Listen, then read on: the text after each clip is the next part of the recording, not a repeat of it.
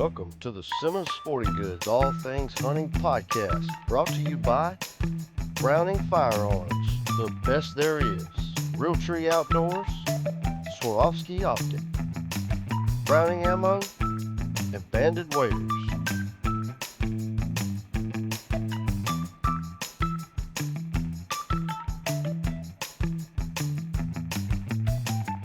Here's your hosts, Caleb Wallace, Cole Barthel, and Kyle Bearfield. Welcome back to the Simmons Sporting Goods All Things Hunting Podcast. We're winding down the tent sale and got a special guest here today, Jessie Highling from Retay Shotguns. And glad to have you here. Glad you made the trip down. And man, I appreciate you guys, man. This is awesome to come down and see this whole big extravaganza you guys got going on.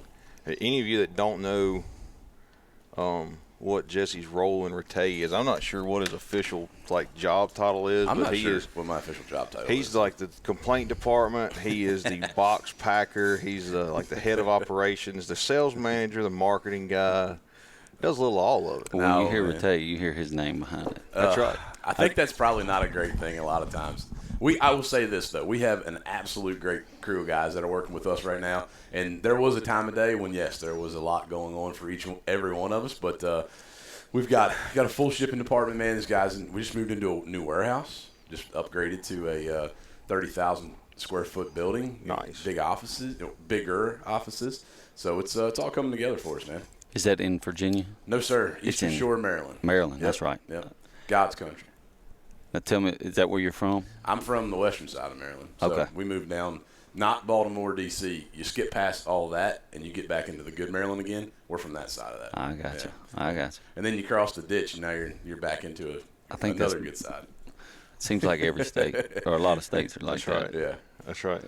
So, in talking about Jesse, where he's from and where he is now, we were just talking about yesterday. Correct me if I'm wrong, Jesse moved his whole family. He has a successful career. Wife has a successful career. He picks up and moves across the state, takes a job with Retay, getting paid zero Yeah. at the time. Yeah. Zero, nothing. No paperwork, no contracts, no nothing, man. So, I met Chris in 2018 when he got some of his first guns in and was starting the importation process. And my wife is the only reason why I'm sitting here today. She's a teacher, still is today. Was tenured 10 years in Frederick County Public Schools. Had her dream job at that point. She was a reading specialist, so not in the classroom anymore. Everything was perfect. We had a 2-year-old and just had a brand new baby too. So we had a month-old and a 2-year-old when I said, hey, by the way, what if we just sell our house, move 3 hours away, and I potentially don't have a job, but we're going to go down and try it. And that's where it started at, man. So we were kind of selling some stuff and helping out. She didn't tell you you're absolutely crazy? No. Well, kind of. She know that already? She knew it, yeah. Mine so knows that. Yeah, so we were already on a good standing level of she knew that it was going to be a situation with me sometime or another at all times. So when we made the jump, she had to change jobs, get a new career path because she had to go back in the classroom. She, for the first 2 weeks that we didn't have a house down there, was commuting 2.5 hours from her new job from where we lived at for teacher orientation with a month-old baby as well. So I was working in construction, was working 10, 11, 12 hours a day. By the time I'd get home, babysitter, I'd take over. It was her mom or my mom or somebody like that. I'd take over for a couple hours until she got home. She'd get home 8, 9 o'clock, do mom thing, and then right back in the morning she was out. And then I flipped the roles. We found a house to live in. I was commuting back and forth for 2.5 hours back on the other side, still working before into September. We did it in August, so 2 months pretty much. We were commuting back and forth, but it was a jump to be made, man. And it's a good jump. It was the best thing we ever did. Sounds like she's a trooper. She is, man. She's awesome. That's good. She kept it going for me for sure. Oh, that's good. Yep. I mean, talk about your success story. And while we're on the Retay subject, you see, and customers ask me every day, you see these advertisements, more pellets on target than any other shotgun. Absolutely. Give us a little rundown on what makes that. Definitely. So, the biggest thing for us is that we separate ourselves in the product, right? We can have all the best marketing, we have all the best people shooting the guns and everything else, but hands down, a product's not good unless you can actually put some proof behind it, right? There's so many people out there that say, like, we're the fastest shooting shotgun in the world. I don't really know what that means, right? What does that get you being the fastest shooting shotgun? But everybody can say it. For what we have done in the product itself, there's 2 patents on the gun, right? Our bolt system, the removable trigger on the Masai Mara, but the barrels are what make the difference, right? So better shooting guns, or better built barrels, better shooting guns is kind of one of our things. Performance boldly redefined. That's what we're working with right now, because we've taken a shotgun that everybody for the past 300 years have been hammer forging barrels. Hammer forging is great for fast, easy production. You can turn these things out extremely quick at a low cost, right? For us, we deep bore drill every single barrel. So every barrel comes in as a single piece of bowler steel. We deep bore drill, and then why we do that is because it doesn't lose the integrity of the raw metal, right? So if you heat metal, if you're doing metal work, you can go to the dollar store and buy a cheap muffin pan, right? Put it in the oven. When it comes out, it's all wonky. It's all misshapen and everything. 'Cause it's a low grade metal. Same kind of thing happens to a hammer forged barrel after time, because you've taken all the structural integrity out of it, and then you have to weld a rib on. You have to weld a barrel lug on. So you're putting heat back to it again, and you can have some imperfections in a barrel. For us, drilling it keeps them 100% straight. Dead straight shooting shotguns, whatever you want to call it, that we've put out there has been 100. So if you go up in price point, right? There's some $10,000, $12,000, $15,000 shotguns that have extremely good barrels because they're drilled and the forcing cones are lengthened out. Right. A lot of guys will send their guns away to a performance shop to get their forcing cones lengthened out to get it to shoot a better pattern, and that's a good thing, right? Yeah. We do it from the factory. So we drill our barrels, we lengthen our forcing cones out, and then we chrome line, because the one thing that happens if you go back and get your forcing cone drilled out is that you do have to strip the chrome line out of that barrel to then be able to drill out your forcing cones. So having it all done at once, chrome lining it, sending it back out the door, it's about a 6-hour process in the factory to make a single barrel. So It's a pretty cool process. That is cool. What is chrome lining? What exactly does that do for? We live in Maryland, right? Right. Everything that you can lick my truck in the morning and you're going to taste salt. Salt in the air. It's a corrosion base. So everything on our product is an alloy based aluminum, right? And that's non-corrosive. If we had a barrel that wasn't chrome lined on the inside to protect that raw material of the steel, which is the only part of the gun that is corrodable, it's the only thing that could rust at some point. If we didn't chrome line it, we would have just a rust bucket sitting in the warehouse. We have that much salt in the air around us. So it really takes and gives you the protection. You hear a lot of different coatings, Duracoat, Cerakote, all these things. Chrome lining is it's literally what's on your bumper, right? Yeah. Our wood guns actually aren't blued. If you look at a lot of other wood guns, you have them for a year or two, maybe you leave one out in the rain a little bit and it gets wet, you don't wipe it down enough, you oil it. You're going to have surface rust. You're going to have surface rust on it, right? And then if you don't really take care of it, like I've got some old guns sitting in a safe somewhere that have deep pitted, things that are really taking them, and that's bluing. What we do is actually black chromium. So the exact same thing that goes on the inside of our barrels goes on the outside of the barrels for all of our wood guns. So there's no refinishing down the road. There is going to be no surface rust. There's no retuning it every year and having to re-blue it or anything, which if you've ever re-blued your own gun can turn out good or it can turn out really bad. Really bad. Really bad. And Cole's right there with me. We're two of probably the least artistic people on the face of the earth. Yeah, I'm right there with you, actually. My handwriting, I've gotten in trouble for it many a times growing up. Horrible handwriting. We're over in the hydro dipping room one day last week, and I'm showing Cole how to dip these cups. And you like anything like that, you get your film on the water and you got to roll it, really slow. So I show him you put your fist up in this Yeti cup and you turn your arm and you want to roll really slow, and then once you get it all the way across, you're going to dip it in the water. And Cole takes it, and he looks like he's got somebody in a Dunkin' booth, and he just takes it quick roll, kabloosh, splash and everything. I'm like, yeah, put that in the rinse tank. We'll probably go redo that one. Well, he started talking about, me doing that part-time for him, and I was like, I'm going to show him real quick that I ain't got the skill for this. He's always, hey, I got this stuff I need you to dip. I'm like, hey, won't you meet me up here in the morning? Let's teach you how to do this. And then you won't have to call me to dip it. You just come do it yourself. Best way out of getting to help somebody in the future is mess it up the first time. You're right. I can paint a little bit for him. I can paint. Yeah. You don't give yourself enough credit, though. I've seen some of your work coming out of there. You got some good-looking stuff. The worst thing I've messed up here lately was a Retay shotgun.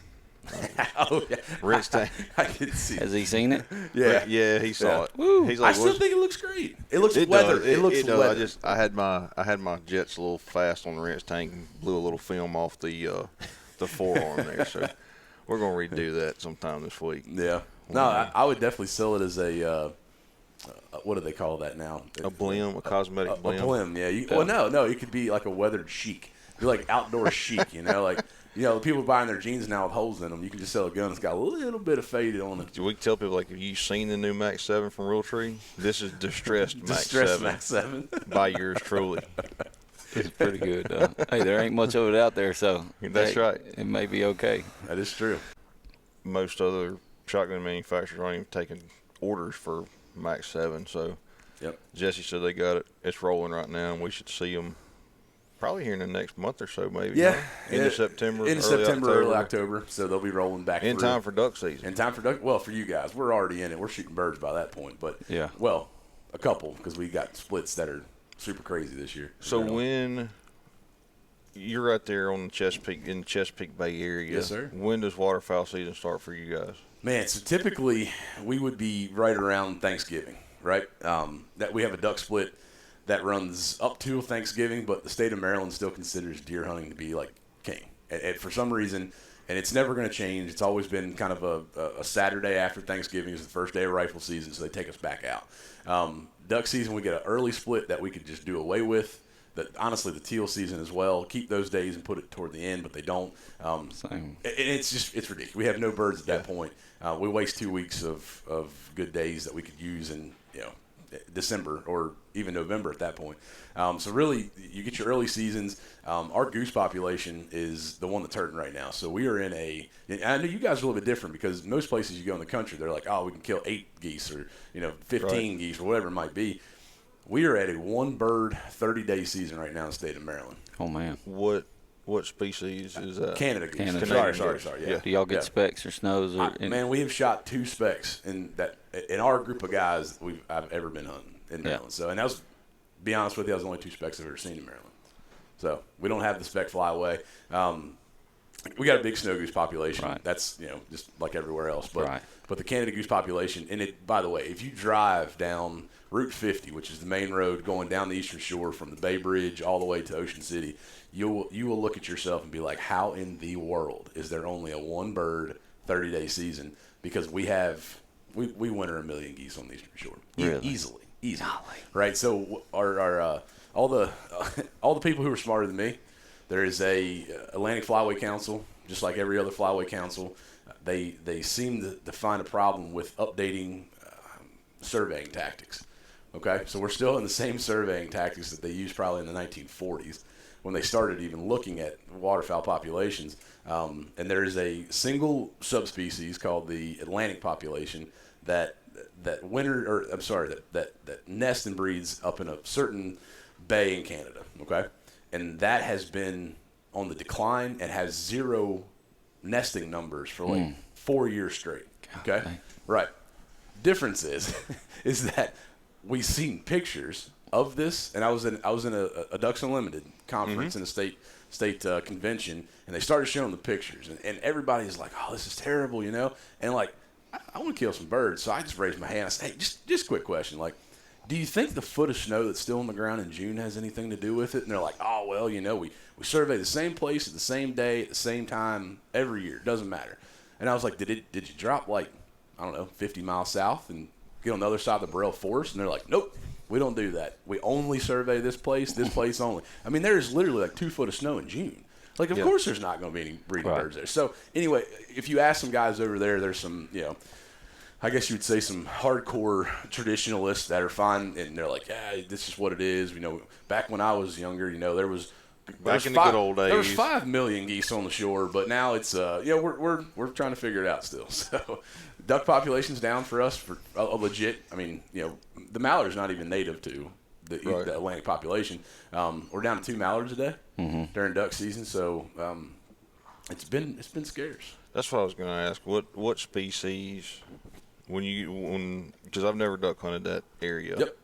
What species are you mostly hunting for? Me- or are you like me, 'cause I'm a fat kid? Me and Cole are duck hunters. Exactly. Yeah. We don't care what species it mallard is. hunter. I'm not a purist by any means, right? No, sir. No. We do. I mean, and we have a couple really good farms that we've killed everything from redheads to mallards to pintails to widgeon to I mean it really is everything. Where a lot of guys get stuck into the dabbling ducks, right? Your widgeon, your gadwall, some teal and mallards. We could swing the gamut and have bluebills and canvasbacks. Figured y'all had a wide array. Everything, yeah. So, and really, because everything's coastal for us, it's all marsh ground anyway. So you can make a play to where big rafts of canvasbacks and bluebills. Now those numbers are down for us too, and so are the daily limits.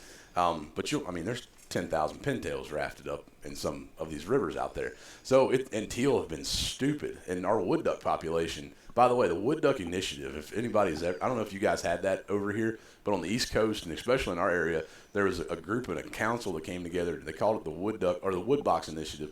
So they came in, and our wood duck population, even 15 years ago, was nothing, right? We had 2,000 wood ducks in our place in the first week of the season last year. We don't lack wood ducks either. Usually. No, we don't. And we're thankful for right. that. There's a lot I don't mind. I know people like, well, we don't shoot wood ducks. I was like, you are freaking outside your mind. Because our season, some of our we make a living on guys who shoot wood ducks. Heck yeah. That's what Jeff messes with me and Cole all the time. They still shoot a hooded mergansers. We're like, hey, if he comes into decoys, you guys. My philosophy is kill him as fast as you can so we can go eat breakfast. Exactly. That's my philosophy. Exactly right. That's right. Don't get me wrong, it's fun to wait and shoot mallards and this and that. But man, we make a living off guys who shoot hooded mergansers, wood ducks, anything there is. We don't make a living on it just purists who want to wait and kill all their big ducks. And we know some of those guys. I mean, don't get me wrong. But we don't, first off, if you're a mallard purist in Maryland, you ain't gonna have a big day. You got 2 birds and out of there, baby. So it's getting like that here in Louisiana. Your Instagram picture ain't gonna be real pretty. You better have 15 guys with you to try to get you a picture. But no, it's cool because we also, if you get off the coast and into the ocean, the Atlantic Ocean, you have a really big surf scoter, long-tail, sea duck population, which for me, once every couple years, I'm good. You get your fix of it. Now, there's some guys that chase them all 60 days or all 90 days. Yeah, so Jeff Coates, pit boss, like he's pretty world-renowned as far as sea duck hunting goes. Guys ate up with him. He's, every species of scoter. I mean, they're killing some eider now because we're not far enough north to really be up in the king eiders and all that stuff as much. But, the diving ducks, the sea ducks are big water, and you can still get right inland and be killing anything else there. So when you hunt, you hear people talk about hunting the Chesapeake Bay. Are they just talking about hunting the Chesapeake Bay area, or people actually hunt in the bay? No, I mean, so your sea ducks, your diver ducks, they're going to be in the bay, right? So, but when I think that's a very broad statement, the bay, because everything technically is a water source of the bay around us. Sure. We know the creeks and the rivers' names and everything else, right? So the Choptank River looks like a bay itself. It's it's a huge body of water, but that's a Choptank, right? But it feeds into the mouth of the bay, and then it's like the Susquehanna River starts the bay. And if you've ever heard about the Susquehanna Flats, that's where the history came from. So Havre de Grace, Maryland, is the home of the Decoy Museum, the Carver's Museums. I mean, every waterfowl-based thing that ever started in the country really came from that little area of guys who were making their money market hunting, to send birds to New York City and Philadelphia because it was a high-dollar thing. I mean, these guys, that's where sink boats came from. That's where punt guns came from, right? Right. So when you see the Chesapeake Bay, it really is a region. Because everything that we do revolves around the bay, even down to work. I was in construction, man, and you want to talk about the restrictions you had on yourself in the construction world, sediment control, bay savers, sand ponds, and all this kind of stuff that we really tried to, because the quality of the Chesapeake Bay is not very good right now. I got you. At all. The water quality is terrible. The sediment and erosion is terrible. So we're losing islands by the year at this point. So I mean, we've heard what's his name talk about that. Lloyd Landry. Lloyd will actually, south in Louisiana too. It's kind of. Lloyd will actually be here later today. They're headed up to Missouri to work on some stuff, but he fishes out of Dularge, Outcast Fishing Charters there in Bayou Dularge, Louisiana, and he used to be over in the Venice area, just south of. So Dularge is just south of Houma. Okay, yeah. Kind of south central, just to the west of New Orleans a little bit, and he was for like 20-something years. He was around the Venice area, right there in Empire. That's the end of the road, very southern tip of the boot in Louisiana. And he moved mainly because of coastal erosion. Right. Just was eating up the marshland and all that. Because there was a place called Redfish Point, and one time I fished with him. We sat there and caught and released redfish till we were out of shrimp. Like just one redfish out, just like catch about 10 or 12 redfish, drink a beer, catch 10 or 12 redfish. You just as fast as you put it in the water, you catch a fish. That's awesome. He's like, that Redfish Point is not even there anymore. Right. And so it's the same thing. Yeah, yeah. I mean, look, the people, if you're in the construction world or the maritime construction world, there's endless opportunities for people to go make a lot of money right now around our area because, Poplar Island's kind of a construction feat of its own. There was an island that was gone. I mean, it in the next 10 years, it would have been just completely gone. But they've went back, rebuilt the island, took dredging sludge and rebuilt this island and a lot of riprap barriers and breakers and everything because the weather on the Chesapeake Bay is the other thing.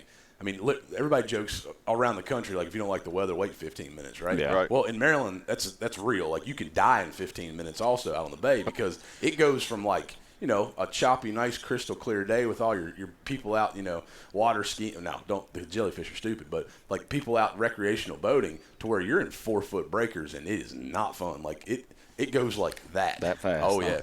So, and I've been in a couple of them, and there's not a reason to be out there. Y'all live pretty close to the We do, coast, yeah. So we're in Easton, so Easton actually butts up, and going back to the tributary waters and everything, we're pretty much on the water. So within 5 minutes, we can actually be looking across the bay, the bay itself. Mm-hmm.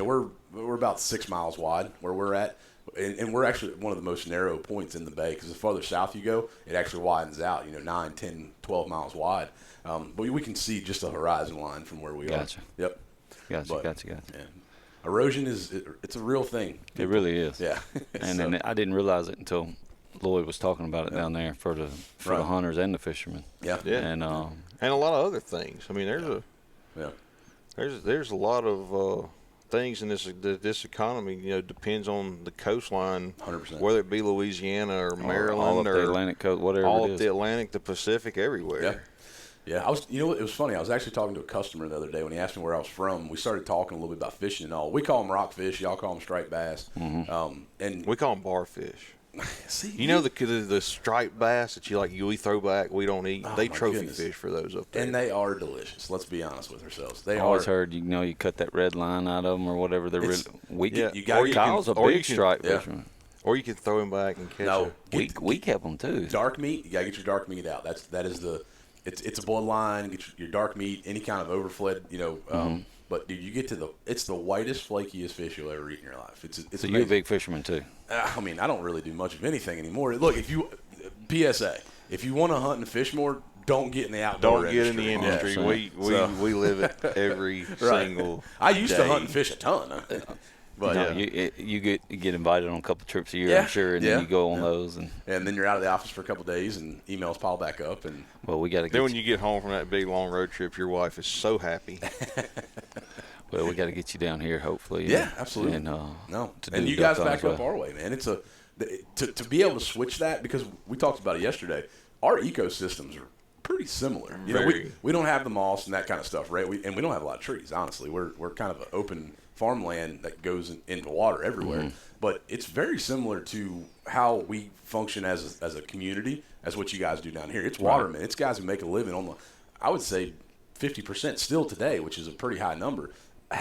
If it wasn't for the Chesapeake Bay, they wouldn't have a job, because it's either fishing, crabbing, working in restoration of shorelines, or building docks, or whatever it may be. The water is our number one cash flow. I mean, it's just it's a crazy thing. So, and then the port there in Baltimore. Yeah, how much stuff is imported into that port from all over in all industries for all over the country? Yeah.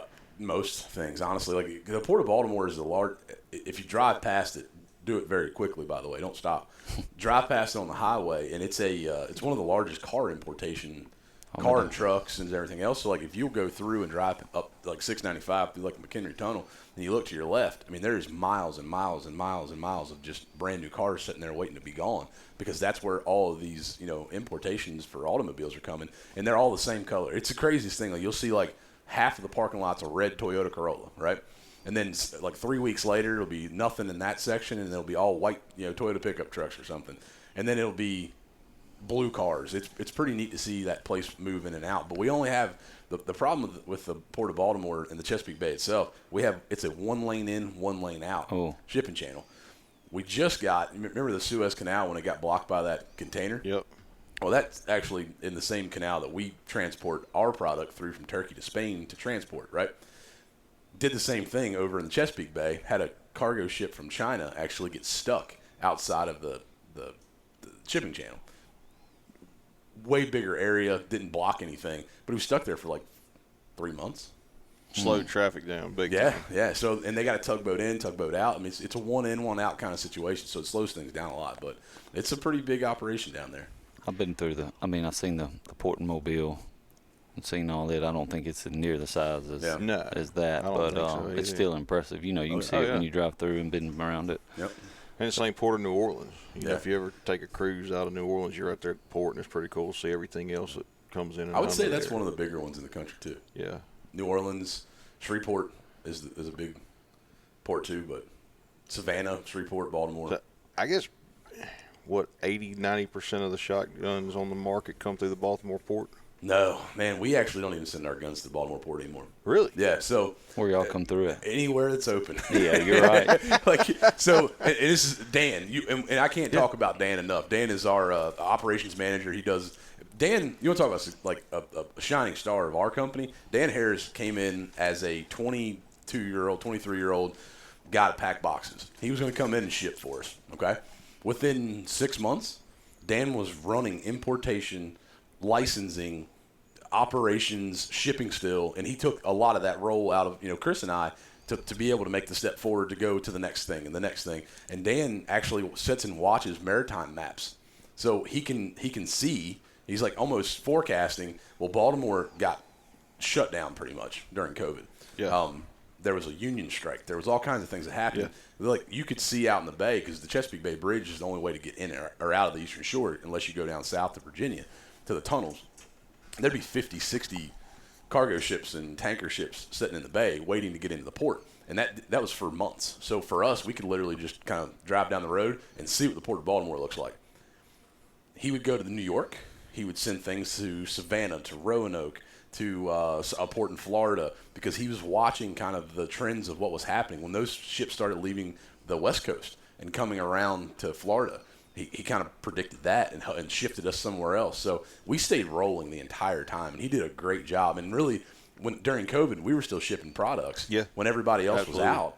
That is Dan Harrison, man. That guy was a ninja of trying to find out. He was MVP of COVID. Oh my gosh, man, 100%. Yeah, he was finding out where the next place was going to be because it was also 28 days ahead. So he had to be like 30 days ahead, being like, "Hey, let's take it here. Let's go here. This port looks better." And we never had a ship set for more than Dan don't sleep much, does he? Man, he's an I tell anomaly. I tell you what he does do.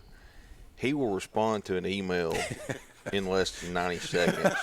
And not like a response like, hey, man, I'm not sure, I'll find out. No. Like whatever question I ask, I get full-fledged response, more information than I even needed within a minute and a half. And it's like, hey, man, holler if you need anything else. I'm like, man, this dude, I tell Jessie on the phone, like, I don't know where you found this guy.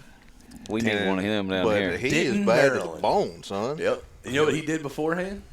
Worked in the crabbing industry. Worked in That's right. Worked on a crabbing boat. Well, yeah, he worked on a crabbing boat. He was sorting oysters and he worked in seafood, man. 7 days a week.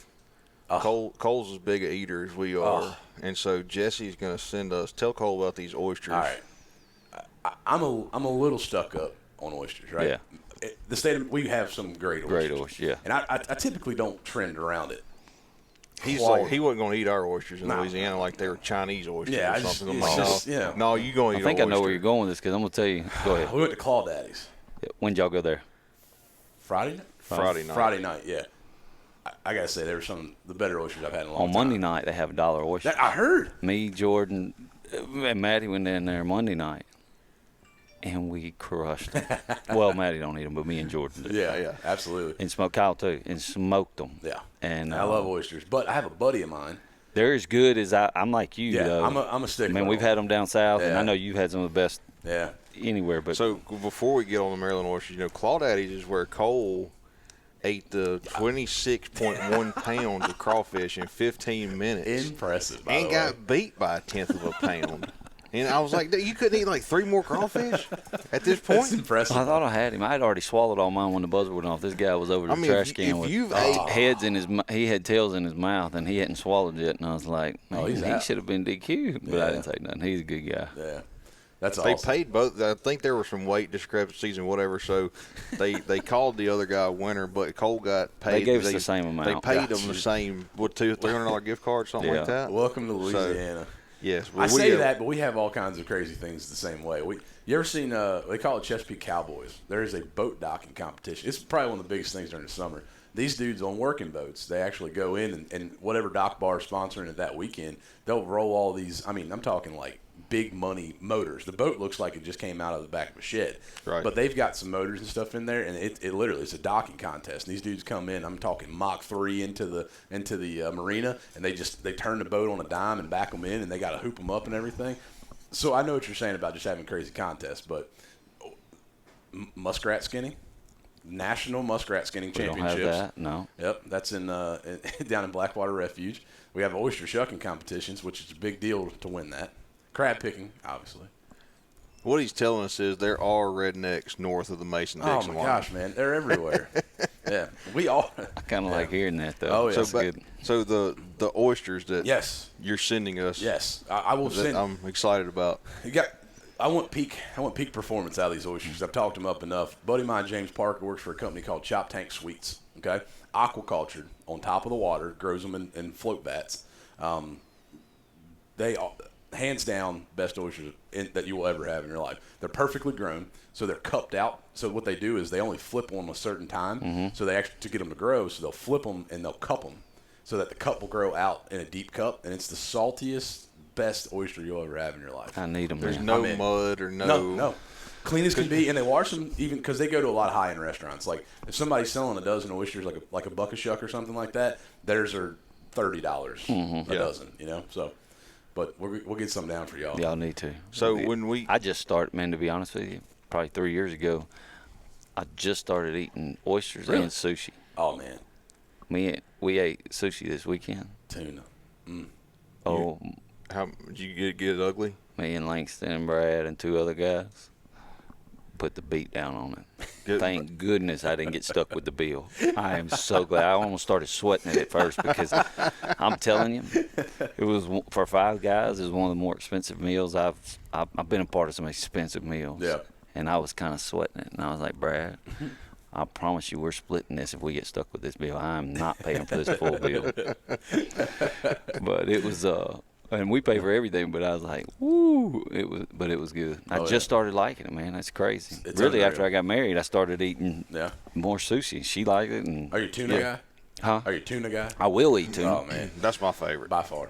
That is my favorite. No, I will eat tuna. Yeah. But since I can't eat beef anymore, I've kind of widened my broaden your variety. Horizons. Yes. Yeah. Now tuna. That's the nice thing about us too. We're 45 minutes from the ocean, right? So we can get offshore quick. Where you guys can go catch something fast off of here. We're 30 miles to the first canyon, so 80 miles to the good running canyons. 100 miles you can still be in canyons. So it's a big money game over there in our area. Right now is the start of the White Marlin Open. We were talking about that. It's the largest bill fishing tournament in the world. Last year was $14 million in winnings. Golly. Yeah, so 440 some boats last year. By boats I mean yachts. These are the nicest of nice boats. Yeah, he said $14 million, and Devin's sitting there, and Devin's like, man, I'm getting a War Eagle. I'm finna get some Zebco 33s. I'm headed to Maryland. I'm gonna enter it. So that may, if we never hear. If you never hear from Devin again, that's why. Yeah. He disappeared in the Atlantic chasing a $14 million fish. The small boat division, by the way, is 40 foot and under. So that's we still can't enter that one. No. We're still out on that one. We got to get to 18 and down. 18 and down, you're not leaving the inlet. I can tell you that. No, you're not. You may not come back if you do. Yeah, you're not. So it's a big. If you get the chance this week, just pop on.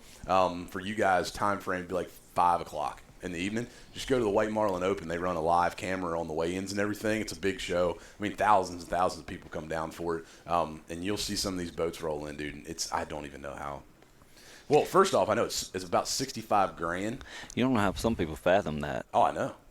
Yeah, well, Jeruco is one of the boats that comes in every year. It's a 91-foot sport fishing yacht. It's one of the biggest in the world, right? It barely gets into the scales. I mean, it has to come into the marina pretty much sideways with thrusters and come in backwards.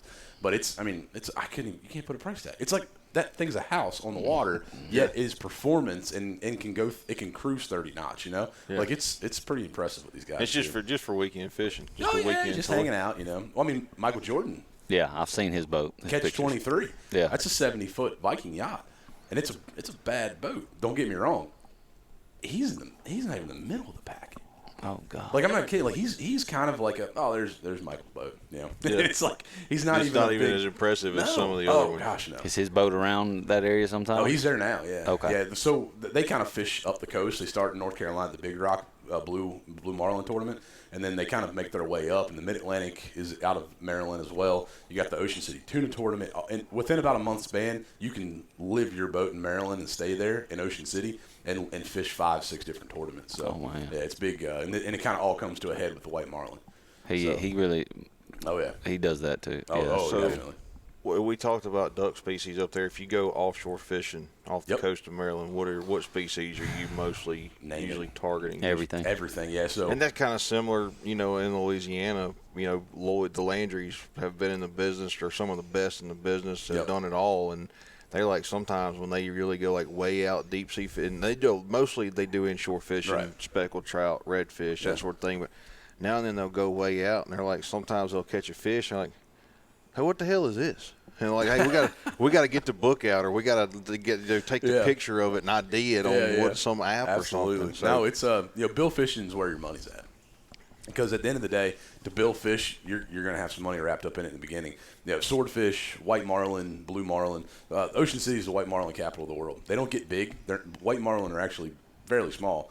A 90-pound white marlin is probably going to win you a couple $1 million. So they're a real finicky fish, and they're super hard to catch in the beginning. But they dance too. Actually, they get out of water, and if you've ever seen, I've seen on TV. Once they're hooked up, man, then they'll dance for 50, 60 yards across the water. What are you baiting? So you're not baiting anything. It's no live baits, but it's all teaser rigs. So they run these large, like squid or it's like a big crankbait. Is it? It's a umbrella rig, like an Alabama rig, which y'all like where bass fishermen started that. We'll take that and make it about 40 times the size of that, and it runs like squid. Ballyhoo is what most of the guys are using, and they'll rig ballyhoo. So what you're doing is actually just trolling with a bunch of non-hooked rigs, and you're teasing. So you're teasing these fish, and especially billfish. They'll come up and hit these teasers, and then as you see that, you start bringing the teasers in, then you'll drop the live lines out behind them. Ballyhoo and all that kind of stuff, to where then you're hooking with a hook in them. Yeah. Gotcha. So I can tell Devin leaves crickets and cold worms in Union Parish. Yeah, probably a good idea. Yeah, he's. I would like to see. Look, I'd be in if he ever came up to do that. We could have a TV show out of him just trying to get out of the inlet. So you think we could send Jeff with him? Oh God, there ain't no chance. No, he'd shoot him. 100%. They'd never make it Ocean City. They wouldn't make it outside Louisiana. He'd throw him out of the truck. Yeah. Devin said, I got tickled. Devin said last night, he said that sometimes he comes in here and Jeff's just over nice to him, don't cuss him or anything. He's like, man, kind of worried. He's like, man, first Jeff, do you think he's mad at me? He's like, if he's griping at me, I know everything's good. We're cool. He's happy with me. Absolutely. Let's take a little break for a second, and then we'll come back and we're gonna talk specific guns and this and that, and some relationships with people that Jesse's got and all that. Yeah, absolutely. Finish it up. Yep. All right. Be back in a minute. Wicked Blend from Browning, the ultimate in waterfowl ammunition, featuring the Wicked Wad system. Aerodynamically stabilized for greater downrange energy and extra knockdown power. Loaded with precision bismuth and plated steel shot that delivers high energy retention with consistent tight patterns for cleaner kills and easy retrieves. Wicked Blend from Browning, the best there is. Welcome back to the Simmons Sporting Goods All Things Hunting Podcast, tent sale edition.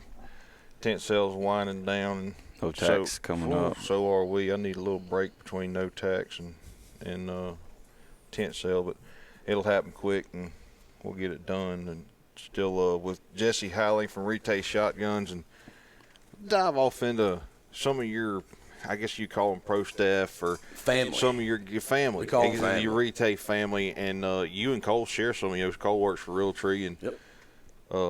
A lot of your Retay guys are also Realtree guys. Absolutely. And we were just talking about two of the best in the business when it comes to just good guys and personality-wise is Dr. Duck, Dennis, and Billy Campbell, and the foul hunter Billy Campbell. Absolutely, man. So we've had a great relationship with those, and we call them family, by the way, because internally we're a family. We're a working family.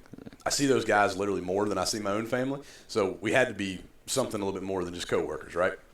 We preach this family agenda because for us it's working together and trying to find the same common goal.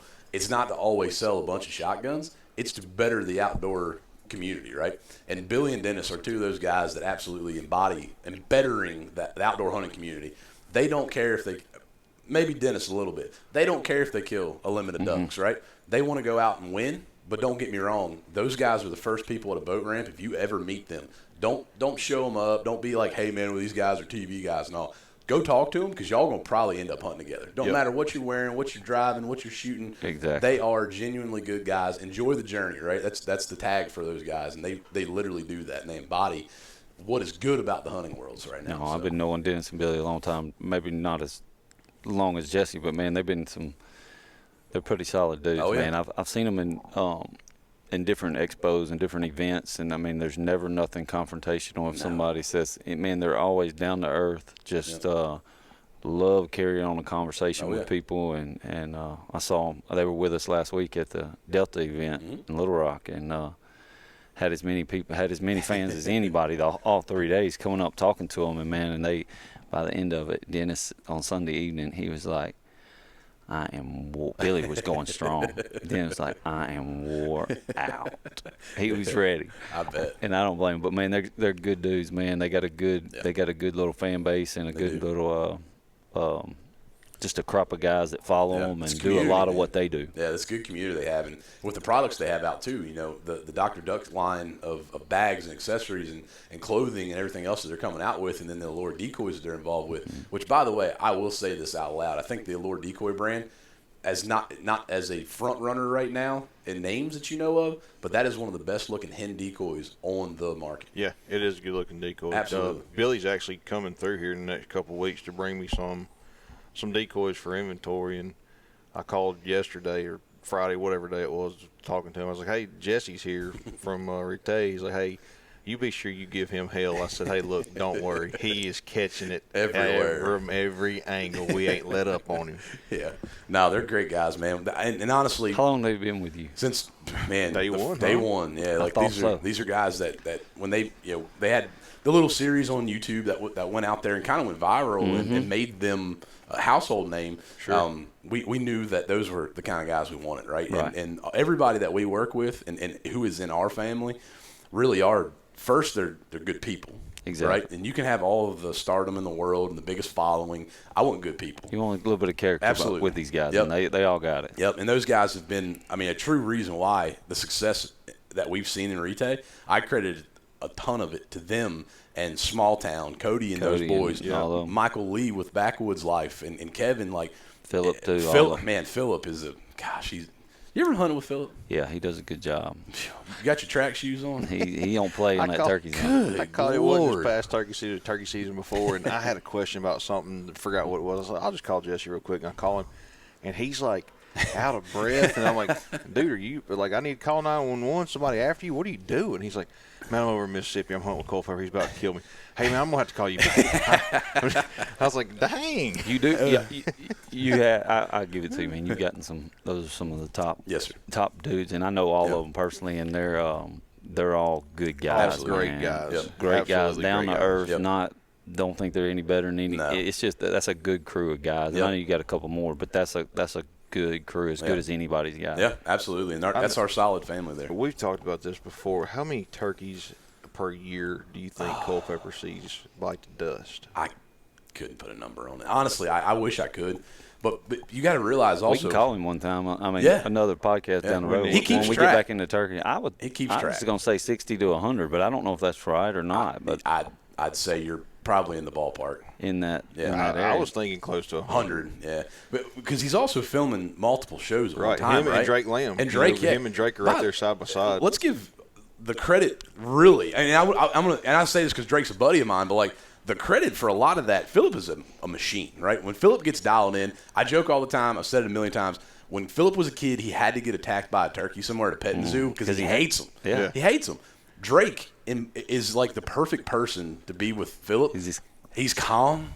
He's collected. He knows what they don't have a clash. I mean, Drake knows, and they've hunted together for a long time. Drake knows exactly where he needs to be, do what he needs to do. But Drake's also becoming a little bit of a personality now. He had a bunch of kills this year. He killed some. Yeah, Drake's absolutely. A good great dude, guy, too. man. So that's a cool little camp over there to be working with for sure. And you know what's a common factor there is neither one of them are married because they couldn't do what the job they do. Yeah, But I think maybe one of them's getting close. But from what I hear, man, to do what they do in the spring and go at it till June. June. Finish up in Maine in June. Start in March and go to June. Yep. And a lot of honey buns and oh my God, tasty not much cakes sleep. later. And I know Phillip helps a little bit, but Drake's on that computer All at the night, time. and Phillip can do it too, as good as anybody. So that's a well. A lot of people, with your Realtree background, a lot of people don't know where Phillip really started. Oh, Phillip, yeah, he put his dues in, man. Oh, Phillip 100%. didn't just walk into the. He put a lot of grunt work behind the camera, filming road David, trips and Bill, and Mike, all of them, man. He's done and edited a ton too. So they've all put in their grunt work. They're awesome. Those are some good. Cody, all of them guys do it. They do a great job for Retay. I mean, it's a.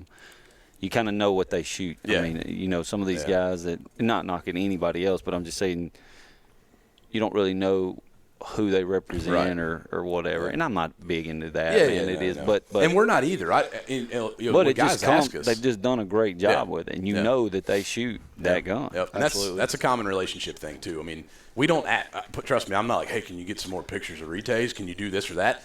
We never ask that. The reason why you got to ask it too many times, you probably gonna they gonna probably go. Right. The reason why we work with these guys is because we know that I want them to be themselves. Right.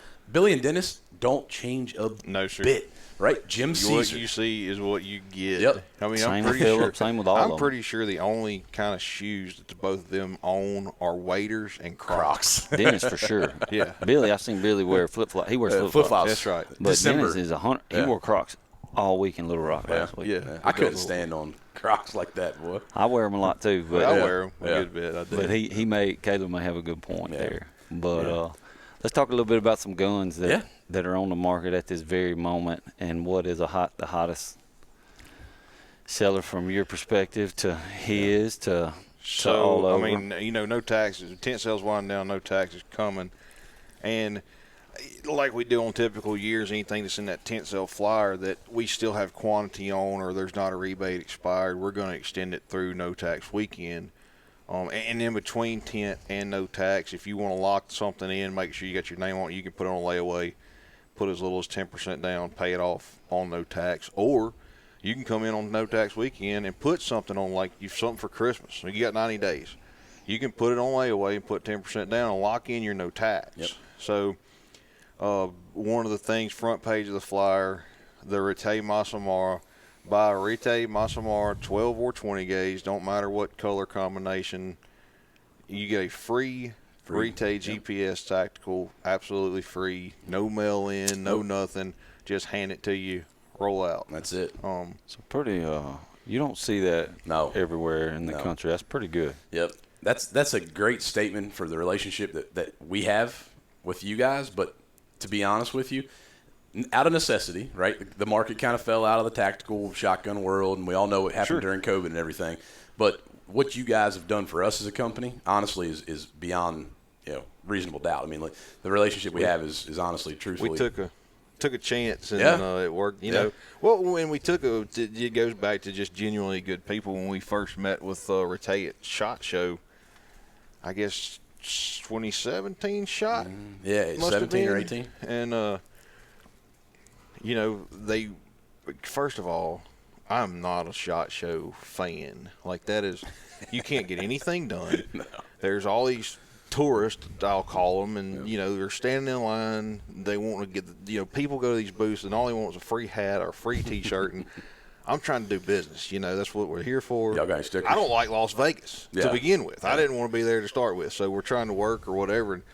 And so we actually went to the Retay booth, Hunter and I did, as a favor to Bradshaw. Retay was brand new. I had never heard of them. Nobody had heard of them. You know, they didn't have any pro staffers or anything. They're brand new. And Bradshaw tells me, he's like, hey, just go by and look at them. Just favor to me. I'm like, hey, sure. We'll run by there and talk to them real quick. I'm like, great. Thanks, Brad. We were planning on leaving early and going to get a beer, but whatever. So we go down here, and the Retay booth is about as big as this bar that we record our podcast on. It's just a little table, little flag sign. 10 by 10 booth. And Chris Handy, who is still the CEO there at Retay. And Chris saw our name tags, recognized us immediately. We sit down and get to talking. He's like, here's the gun. Here's what we did. You know, here's what we would like to do for y'all. If we want y'all to be a premium dealer, take a chance. And I mean, just connected and just clicked, and we took a chance on them, wrote a good size order coming in, and man, we've been rocking with them ever since. Yeah. And you talk about taking chances. One of the little known facts, and we've had Chris on our podcast before talking about his chance he took. Chris was a very established real estate agent in Montgomery County, which is just right outside of D.C. He was rocking and rolling, man. His life was totally different. And then he had a I guess you would call it like a niche for high quality shotguns, right? He loved over and under. He shot a lot of trap and skeet growing up with his dad, and he got into importing out of Spain and Italy and stuff like that. Honestly, very low numbers, very high price points. He met a guy at a wedding. It was like fate, right? So he met a guy at a wedding, and the guy was also importing shotguns. I think that's why they got set at the same table. They're like, oh, you guys know shotguns, sit together, right? And they started talking, and they're like, yeah, there's this company out of Turkey. They're looking to get in the U.S., and Chris is kind of like, nah, which a lot of people still bump us into the Turkish shotgun category, right? If everybody knows, most of your shotguns are coming out of Turkey, 100%, and then others, or most of their parts are coming from Turkey, going to other countries to get assembled, right? Turkey is not Turkey. People also don't realize that they've been making shotguns in Turkey forever. How long before the United States was even a country? Exactly right. Yeah, so they're great at machining. There's a lot of bad things that come out of Turkey with low-end products and stuff. It gives it a bad name, but we have, honestly, in that country, taken leaps and bounds to make a product. For us, we make our product all in one house. So we don't make, this here, this there, and a little bit everywhere else. Retay only makes Retay products. We don't make anybody else's products. Nobody else makes ours, right? That's for every part of the gun. So when Chris found that out, he's kind of like, let's see. He got invited. He got in touch with them on Pinterest, actually. That was the only thing that Retay Turkey had was Pinterest. He got in touch with them on Pinterest. They said, meet us in Las Vegas. And he's like, well, I guess I'm going to Vegas, right? Mm-hmm. So they were upstairs in the new vendor booths in 17. So it was 18 when you guys first met. They were upstairs in 17 with a 10 by 10 new vendor booth, and they were like, why do you want to bring us in? And Chris knew enough to know that product was something that it changed things, right? The shotgun world was stagnant for a long time. You can change a color, you can change a stock color, feature or whatever, but really the true performance of a gun hasn't changed in years. So when he seen that, he was like, hey, this is something I need to be a part of. Months later, Chris is on a single flight to Istanbul, to Turkey, to meet and go to the factory. His wife Kelly was like, what are you doing? Why are you doing? It was amazing. Chris made this jump and went there and met with them. Now, Chris is also probably one of the smartest people that I know. And if you talk to him, you'll see very quickly he's a very knowledgeable business person. But he also sees a good opportunity, right? He wrote a business plan up for Retay because they had a lot of other companies coming to them to buy them, but they wanted to buy the Inertia Plus bolt patent. They wanted to buy the removable trigger patent. They didn't want to buy Retay. They wanted to take Retay's parts and put them in something else, right? Mm-hmm. Well, Hassan Capez, who owns Retay in Turkey, which we're two separate companies, right? We're our importation. We're 100% owned in the States by Chris. They kind of wanted to build their own brand, right? They wanted to be Retay, and they wanted to make a name for themselves because Hassan had been working in the gun business for a long time. but never had really that breakthrough because they were still Turkish and everything else. But he was an engineer who developed all these things way before 2016. He had a 10-year non-compete clause from the other company that he worked for to not make shotguns in 2006 when he originally quit. So he started with air rifles and blank pistols. That was literally all Retay made for 10 years. Wow. Until he could release his shotgun stuff. And so the stories are out there. You know, I've heard some of the really biggest names in the industry went to go buy him, and he was like, you didn't want me then, you're not going to have me now. Chris said, hey, we want to make Retay a brand, and we want to grow it globally with you. And where do you do that better but in the United States, the largest gun market in the world? So they said, hey, let's do it.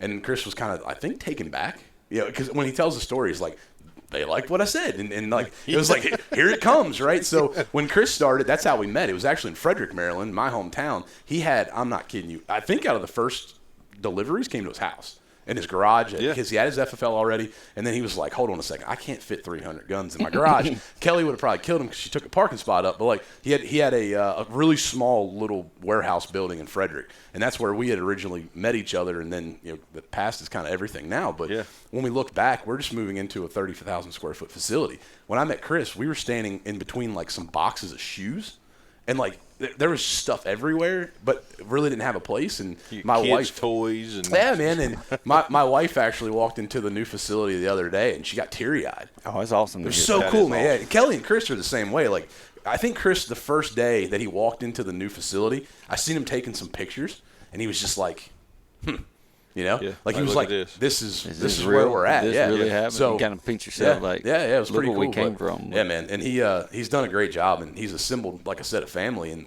the connections that he had made. You know, me coming on, we're not gun guys. Yeah, take that back.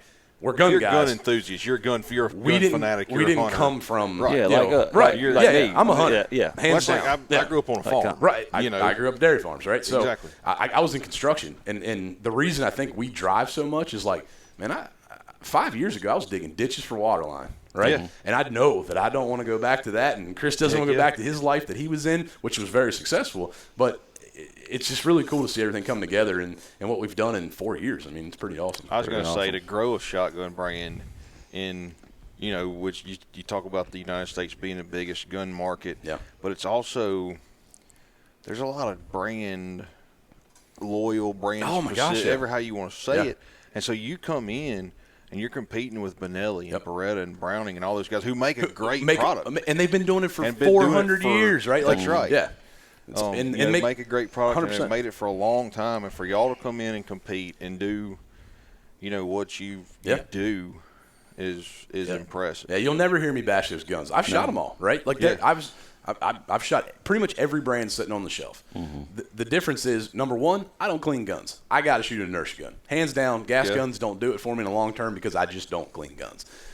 I've shot every inertia gun that's out there. The differences that we have, you know, with our barrels being the way they are, 26% denser on pattern than any other gun on the market. That wasn't done by us. That was done by Aberdeen Proving Grounds in Maryland, which is they're actually a military ballistics facility. They do all the testing on stuff there. And we sent our product and a bunch of others up just to see, like, hey, how do we match up on paper? Not with us doing it. I want to see a real deal result. And you can go to our website and actually look at the whole entire, like, so 40 pages. So this ain't a redneck drawing a circle in a well, it light started box. with that. Yeah, don't get me wrong. Yeah, no.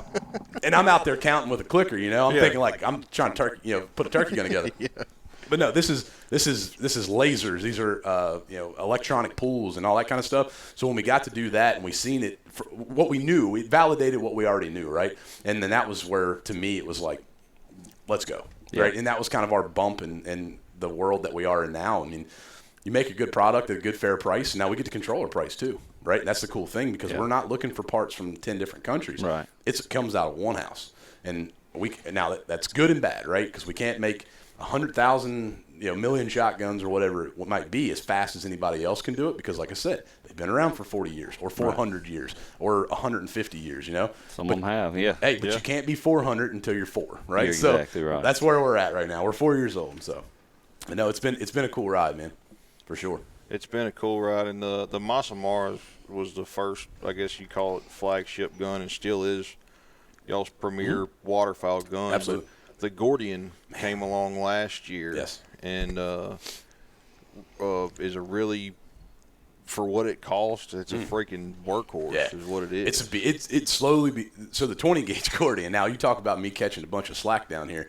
We literally got them on Tuesday. Wednesday I shipped them, and I'm still catching grief. Jesse tells me every day, he's like, hey, you'll see those Gordians tomorrow. And I told him yesterday, I was like, this is like your imaginary girlfriend. It's like, hey, you're going to get to meet her tonight. I promise. She's coming tonight. And it's like, oh, well, she had to work come late. Tonight. Where we live in now, that's the norm. It's I know. I know. Shoot, they're coming. No, they're not. They're coming. No, they're not. No. So Saturday this weekend, he's like, they're probably sitting back there, and you're just jacking with me. I'm like, no, I could sell them. Like right now, we could be selling them. So today's Sunday. Jesse's telling me he's leaving tonight, and he's like, they'll be here tomorrow. I promise you. And so. Yeah. Either way, look, I give up on it. I just can't. Yeah. By the time this podcast, I feel his pain though. By the time this podcast has aired, if I don't have any 20 gauge Gordians in stock, they don't exist, guys. They are. It's a make believe thing.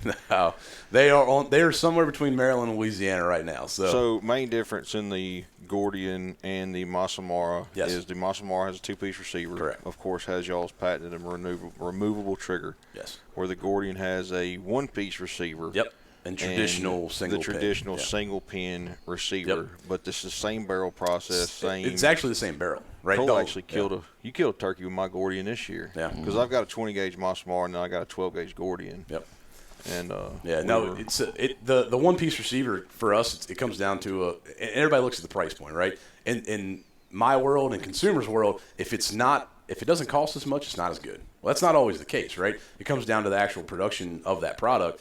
It takes us 5 times as long to make a Masai Mara receiver because when it gets milled, it goes on. There's a lot of waste into that block of alloy because you cut the top of it completely off for the receiver to come on. Then you have to take it off. You have to turn it. You have to then turn it a 3rd time. So if you think about that through any kind of production scheduling, then we have to go back in and actually drill out for the removable trigger as well. So, and without having the top of that receiver off, you can't access the back of the receiver through the machining process. So it takes a lot of time to make the Masai Mara, which has the great features of being very easy to work on, get into, and clean out or whatever. But the single piece receiver goes on, gets cut one time, and it's done. So that's where the price difference really comes in. And what's the Gordian 20 gauge? What's it weigh? 6 pounds 3 ounces. 6 pounds 3 ounces. Yep. 12 or 20 gauge, 26 or 24 inch barrel. Then of course there's turkey editions. Yep. 26 or 28. 26 or 28. And then the 12 gauge turkey is a 24 inch barrel, and the 20 gauge Gordian turkey is going to be a 22 inch barrel. 22 inch barrel, and starting retail starts at $7.99. So that's pretty good. It's a lot of gun for what it costs. Absolutely. Absolutely. But now we're happy with it, man. The Gordian's slowly becoming one of my favorite products out there too. So. Well, good. Well, fellas, it's about time to go to work. It's about time to go to work. It's Sunday here at the tent sale, and we're finna crank it up and sell some stuff. Are you leaving? Or are you working all day? He's got out of work. He has not been here to work the past 2 weekends. Yesterday he's going to be here yesterday. He called me yesterday morning flights. It's kind of like those. I promise you this. It's kind of like those Gordian. It's like those Gordian 20 gauges. Hey, my flight got delayed. I ain't gonna make it today. I would rather been here than sitting at that airport in Kansas City and Atlanta all day long, from 5:30 in the morning till 7 o'clock last night. Yeah, I was in the airport. That's rough. And that on a Saturday. I would have rather been here getting my butt chewed out from these guys. Heck yeah. But I'm glad you're here because now you take a little slack off me. So. I just told him I was gonna work next weekend. That's what I was gonna work next weekend. Yeah. So. But yeah, we'll wrap it up, guys. Be sure you check out the Retay Roundtable podcast at Jesse's, and then appreciate him coming on. Thank you guys. We were talking about Billy and Dennis. I've been on their podcast. I know Jesse has too, and had him on theirs. They got a great podcast. Yeah, it's awesome. I don't know how many dang episodes they have, but they're over 1 million downloads right now. Billy's got like a little carrying case with him with all his podcast stuff. You can be sitting on a tailgate drinking a beer and mention podcasts, and Billy's like, well, hang on. He'll just whip it out. Next thing you know, you got a headset on and you're talking about something. And that case is about as big as he is, so it's hard to get around. Oh, yeah. All right, guys. We appreciate y'all listening. Catch y'all next time. Yeah, appreciate it. Thank you. Accuracy and innovation live on in Browning X-Bolt rifles. The X-Bolt Pro family features ultra-stable carbon fiber stocks, the protection of Cerakote finishes, fluted barrels and bolts, and the innovative Recoil Hog muzzle brake. The Recoil Hog reduces felt recoil by as much as 77% while minimizing muzzle climb and dust signature to keep your downrange target in sight. Put performance in your crosshairs and squeeze the trigger on X-Bolt accuracy today.